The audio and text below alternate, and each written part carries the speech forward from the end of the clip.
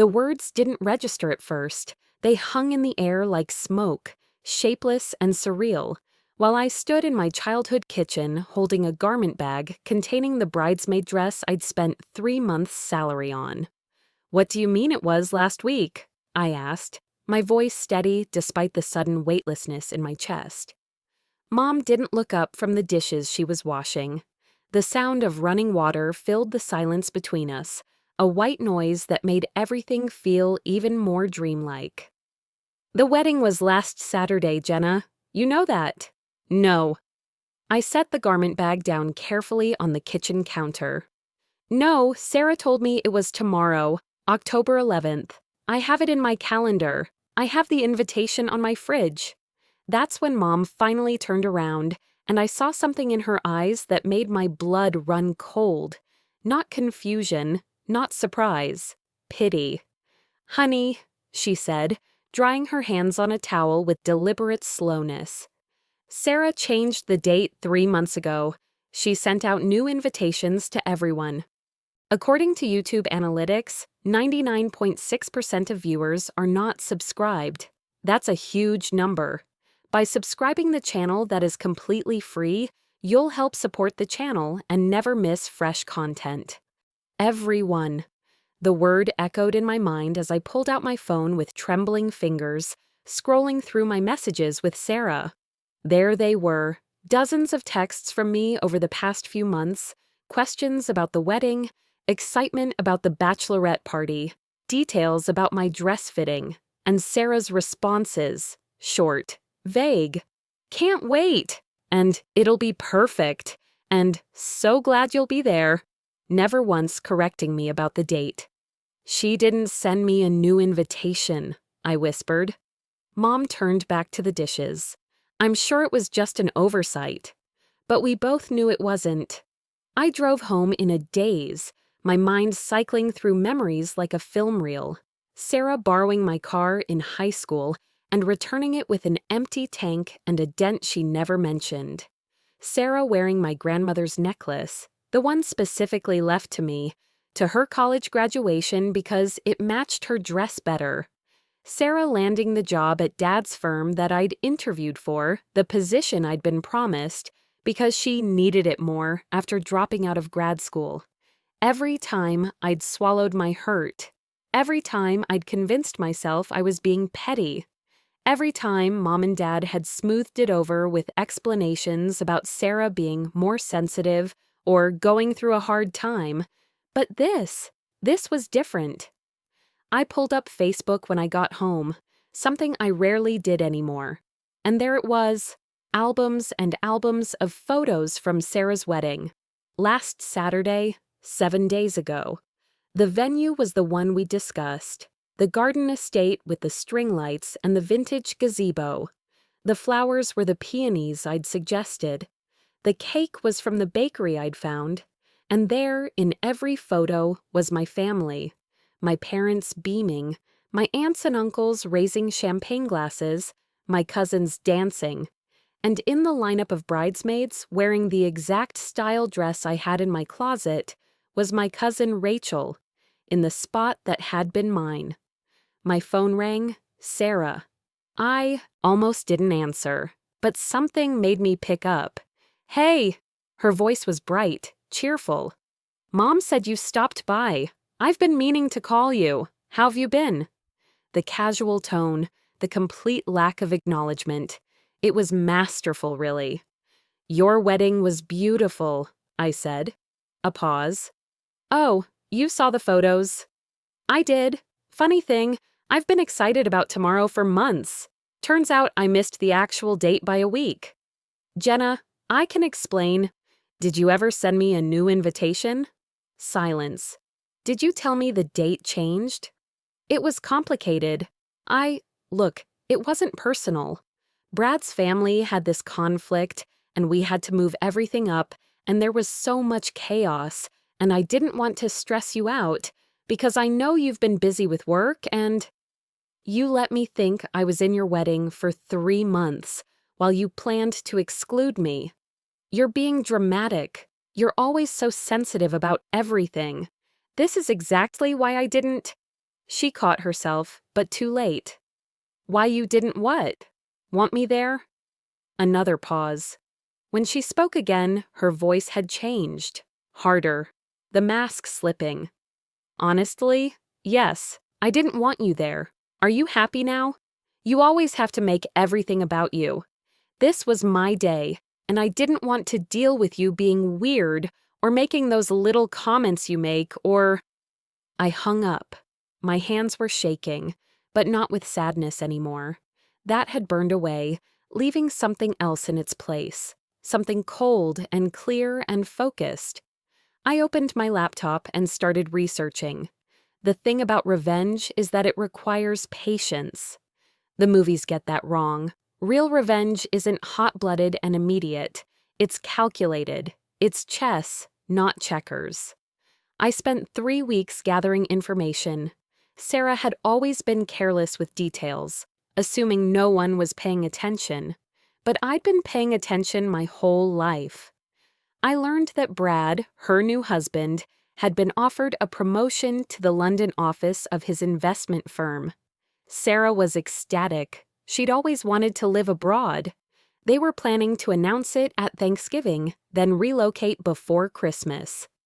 I learned that Sarah had told everyone she was launching a lifestyle blog, her dream project, focusing on sustainable living and conscious consumerism. I learned that she'd purchased her wedding dress using a credit card in both our names, one we'd opened 5 years ago for a family emergency and never closed, $12,000. She'd never mentioned it to me, and since the bills went to her address, I'd never seen the charges. Most importantly, I learned that Sarah had lied on her resume for the job at Dad's firm. The master's degree she claimed to have? She'd dropped out after 1 semester. Dad's firm had never verified it. Why would they, when the boss's daughter applied? Knowledge is power, they say. But knowledge is also a burden. It sits heavy in your chest, demanding action. I waited until Thanksgiving, our whole family, gathered at Mom and Dad's house, just like every year. Sarah and Brad were glowing, everyone fawning over them as the newlyweds. Rachel, wearing my bridesmaid dress in the photos, hugged me and said how sorry she was that I'd gotten confused about the date. I smiled and said it was fine. I brought an expensive wine. I complimented Sarah's engagement ring. I asked Brad thoughtful questions about his work. And then, when everyone was seated around the dinner table, when the turkey had been carved and the wine was flowing, when Sarah stood up to make her big announcement, I stood up too. Actually, before Sarah shares her news, I have something to say. Sarah's face flickered with annoyance. Jenna, can it wait? No, I don't think it can. I pulled out my phone, my heart pounding, but my voice steady. I've been doing a lot of thinking since I missed your wedding. About family, about trust, about honesty. Mom's fork clinked against her plate. Jenna, sweetheart, is this really the time? It's the perfect time. I looked directly at Sarah. Because I think everyone should know the truth about some things. Sarah's face had gone pale. What are you doing? I'm being honest, something I've always valued. I turned to the table. Did everyone know that Sarah charged her wedding dress to a credit card that has both our names on it? $12,000 that I'm legally responsible for half of? Dad frowned. Sarah, is that true? Sarah's mouth opened and closed. It was an emergency. The dress I wanted was about to sell out, and I didn't have the cash immediately, and I was going to tell you, 3 months ago? You were going to tell me 3 months ago when you charged it, or any time after that? I pulled up my banking app. I only found out when I checked the account last week. There's also a $7,000 catering deposit and $3,000 in flowers. You're making a scene, Sarah hissed. At Thanksgiving, really? Oh, I'm just getting started. I looked at Brad. Did Sarah tell you about the job she has at Dad's firm? Brad looked confused. Of course. She's a financial analyst. She has her master's in... She doesn't have a master's degree. The table went silent. That's ridiculous, Sarah said, but her voice had gone thin. Of course I do. I pulled out the documents I'd requested from the university registrar. No, you don't. You completed 1 semester of a master's program and withdrew. But you told Dad's firm you graduated. That's on your employment file. Dad had gone very still. His firm's reputation was everything, built on trust, on integrity. False credentials were grounds for immediate termination and potentially legal action. I don't know where you got that information, but it's wrong, Sarah said desperately. Tell them, Dad. Tell them you verified my degree. Dad didn't say anything. He was staring at Sarah with an expression I'd never seen before. But that's not even the best part, I continued, my voice gaining strength. Should I tell everyone about the London transfer or about the blog? Stop it. Sarah's voice cracked. Stop it right now. The blog about sustainable living and conscious consumerism. Interesting choice for someone who has $37,000 in credit card debt from shopping addiction. Or should we talk about the vintage furniture in your apartment that you told everyone you refinished yourself but actually bought from a dealer and lied about? Aunt Marie gasped. She'd told everyone for months about Sarah's talent for furniture restoration. You're insane, Sarah said, standing up. You're actually insane. This is because you're jealous. You've always been jealous of me. Jealous? I laughed, and it sounded strange even to my ears. Of what? Your ability to lie? Your willingness to use people? The fact that everyone in this family has enabled you for so long that you actually believe you're entitled to whatever you want? That's enough, Mom said sharply. Both of you. No, Mom, it's not enough. It's never been enough. I turned to her. You knew she didn't send me a new invitation. You knew she deliberately excluded me from her wedding. And when I showed up heartbroken, you told me it was an oversight. Mom's face flushed. I didn't want to cause family drama. You thought it was easier to let me be hurt than to hold Sarah accountable, like always. This is unbelievable, Sarah said, grabbing her purse. I don't have to listen to this. Come on, Brad. But Brad didn't move. He was staring at Sarah with an expression of dawning realization. The London transfer, he said slowly. You were so excited about it. But if you don't actually have your master's degree, if your job was based on a lie, then it's not a lie. Sarah's voice went up an octave. She's making all of this up because she's bitter and alone, and she can't stand that I'm happy. I have the documents, I said quietly. The credit card statements, the university records, all of it. I'm not making anything up. The room erupted, everyone talking at once. Dad demanding to see the university records, Mom crying, Aunt Marie asking about the furniture, Sarah screaming that I'd ruined everything, and me, standing in the middle of it all, feeling nothing but a strange, hollow emptiness. This was what I'd wanted, wasn't it? The truth exposed. Sarah held accountable.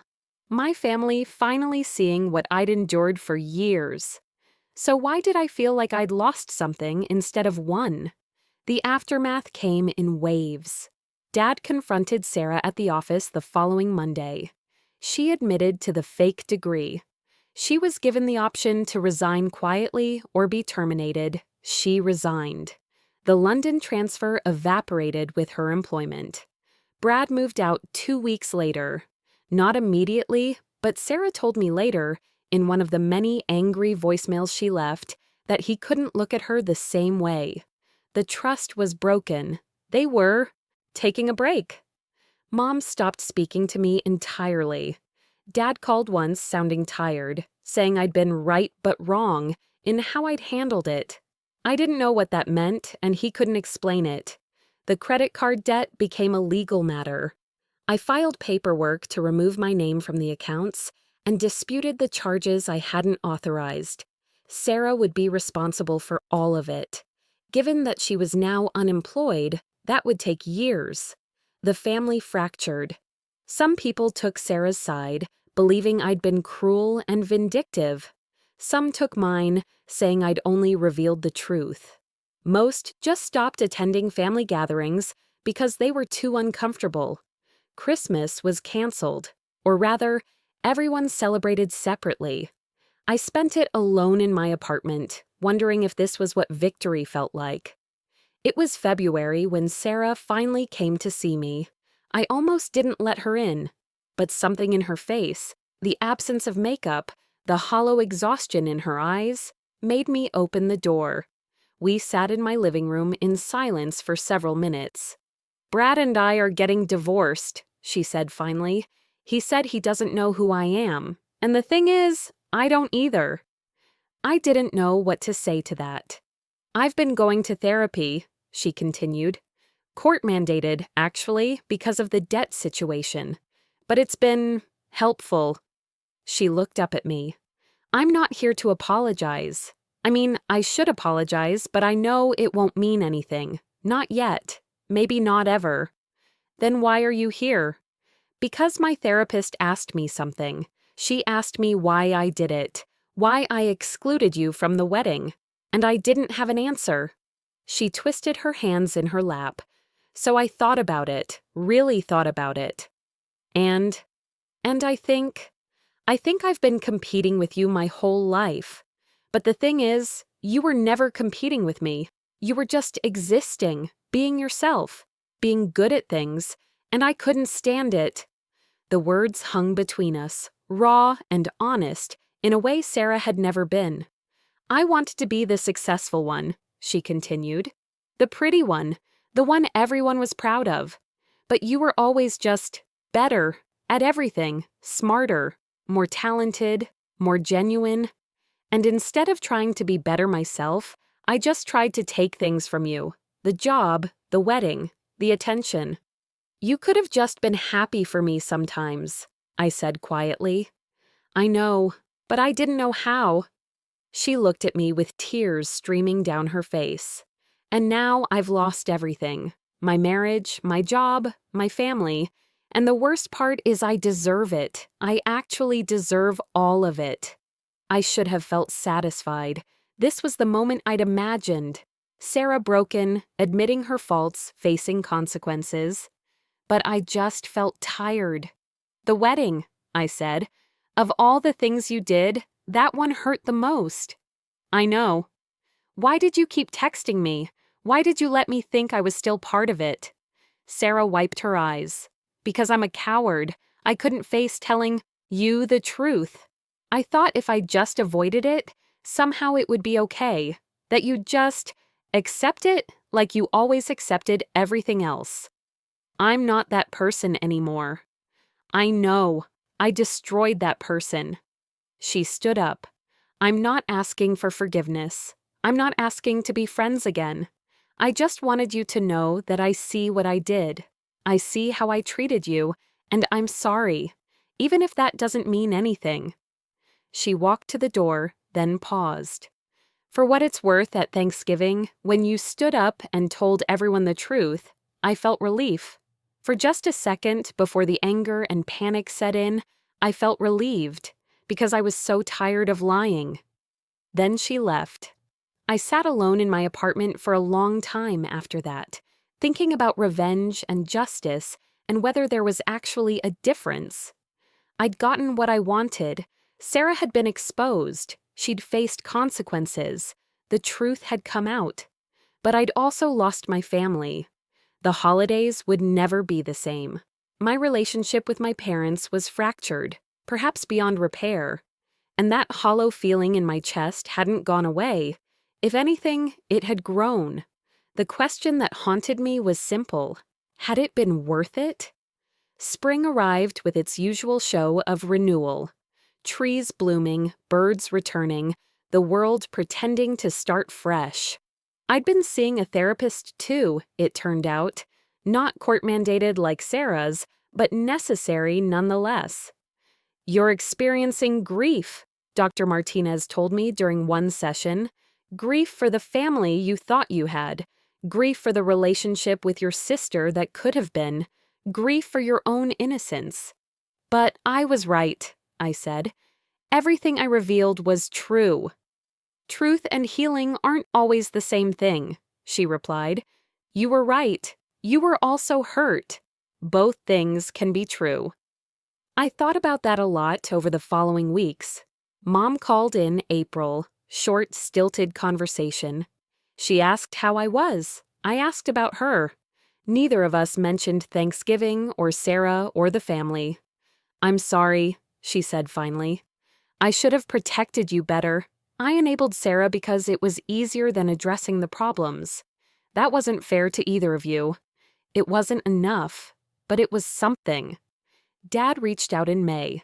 He wanted to have lunch. We met at a diner halfway between our homes, neutral territory. "I see it now," he said over coffee. "The patterns, the favoritism. How we made excuses for Sarah while holding you to a different standard." He looked older than I remembered. "I'm ashamed of it, of myself." "Why did you do it?" I asked. "Because Sarah demanded more attention. She was louder, more insistent, and you were easier, self-sufficient. We took advantage of that." He shook his head. "We took advantage of you." We didn't resolve everything that day, but we started talking again, really talking. It was August when I ran into Sarah at the grocery store. We both froze, caught in that awful moment of recognition when you see someone you've been avoiding. She looked different. Healthier somehow, despite everything. Her hair was in a simple ponytail. No designer clothes, no perfect makeup. "Hi," she said. "Hi." Awkward silence. "I got a job," she said finally. "Administrative assistant at a nonprofit. It's not glamorous, but it's honest work." "That's good." "And I'm taking a class, finishing my actual master's degree this time. Online, at night." She shifted her grocery basket. "I'm paying back the credit card debt. It'll take years, but I'm doing it." "Okay." More silence. "Jenna," she said, and her voice cracked slightly. "I don't expect forgiveness. I don't even know if I deserve the chance to ask for it. But I want you to know I'm trying. To be better. To be honest. To be the person I should have been all along." I looked at my sister, really looked at her, and saw something I hadn't seen in years. Vulnerability. Genuine vulnerability, not the manipulative kind she'd weaponized before. "I'm glad," I said, and I meant it. We didn't hug, didn't exchange numbers. Just nodded at each other and went our separate ways. But something shifted in me as I drove home. The anger that had fueled me for months, that cold certainty that had guided my actions at Thanksgiving, had finally burned itself out. What remained was complicated. Sadness, relief, regret, hope, all tangled together in a way that couldn't be separated. Thanksgiving came around again, a year since everything had imploded. Mom hosted, cautiously. Just immediate family this time. The extended relatives were still taking sides or avoiding the whole mess. I almost didn't go, but Dr. Martinez encouraged me to try. "Healing doesn't require reconciliation," she'd said, "but sometimes reconciliation allows healing." Sarah was there when I arrived. So were Mom and Dad. We sat around the smaller table in the dining room, the big one too large for just 4 people. "I'm grateful we're all here," Mom said, her voice shaking slightly. "That we're trying." Trying. That was all any of us could do. We ate. We talked about safe topics. The food, the weather, Dad's retirement plans, Mom's book club. And then, as coffee was being poured, Sarah spoke up. "I'm grateful too," she said, "for second chances, for hard truths, for the opportunity to become someone better." She looked at me. "And I'm grateful for a sister who refused to let me keep destroying both of us." I felt tears prick my eyes. "I'm grateful for therapy," I said, and everyone laughed, the tension breaking slightly. "And for learning that love and boundaries can coexist.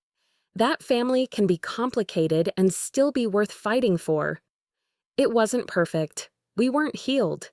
The wounds were still fresh, the scars still forming.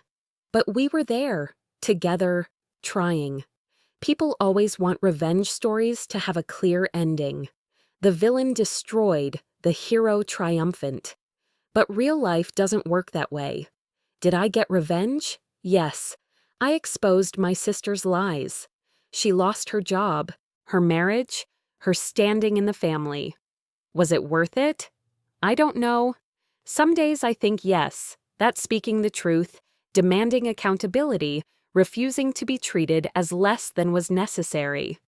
That staying silent would have killed something vital in me. Other days I think of the family dinners we'll never have again, the cousins who chose sides, the easy comfort of pretending everything was fine. But most days, I think the real answer is more complicated than yes or no. I learned that revenge and justice aren't the same thing, that exposing the truth doesn't automatically bring healing, that being right doesn't always feel good. I also learned that boundaries are love, that demanding to be treated with respect isn't selfish, that sometimes you have to burn things down before you can rebuild. Sarah and I aren't close. Maybe we never will be. But we're honest now, in a way we never were before. And that's something. The family is different, smaller, more careful, but also, strangely, more real. And me? I'm different too. I'm someone who knows her worth. Someone who won't accept scraps and call it love. Someone who understands that sometimes the most powerful thing you can do is tell the truth, even when the truth is painful. I told Mom I was excited for my sister's wedding tomorrow. She said it was last week, so I burned down the pretty lies we'd all been living in and forced everyone to face the truth. And from those ashes, slowly, painfully, we're learning to build something real.